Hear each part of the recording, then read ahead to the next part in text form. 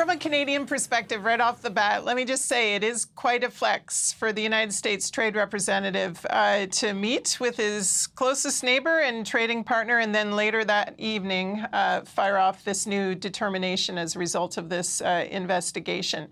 The Trump administration needed to find a new guise, a new legal means for imposing blanket global tariffs, what Donald Trump wants, to bring in big revenue to allow him to pay for other things.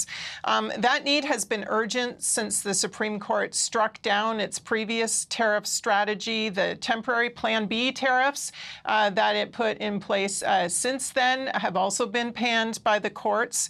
This particular forced labor probe was so broad, so vague, that the conclusion reached last evening was probably a foregone one. There are international markers set out to protect workers worldwide of what forced labor is. We're talking about human rights violations in the workplace, things that, as the USTR's determination notes, are unfair because, first, they hurt the profitability of firms that play by the rules, but they also distort labor markets and punish workers that are fairly paid in the global economy. Fortunately, as with the earlier fentanyl emergency tariffs, CUSMA-compliant goods are exempt here. That's obviously good news for Canada.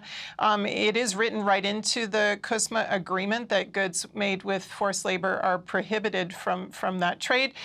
There are, though, nearly 75 pages of exemptions in what was released overnight, things specifically to provide some relief from this new tariff for American consumers on goods that are already quite price inflated. You think about things that have been in the headlines a lot: beef, coffee, pharmaceutical products, very politically sensitive. These latest tariffs do not stack on top of other tariffs on things like steel and aluminum. Again, the business community already upset about those. And this process, it doesn't take effect right away. Traders can get sort of trading over the next few weeks to get in there before they hit.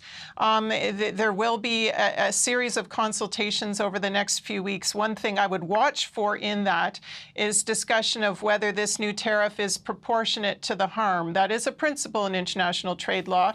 They've put on a blanket tariff on everything just because of the sins of a few specific kinds of goods.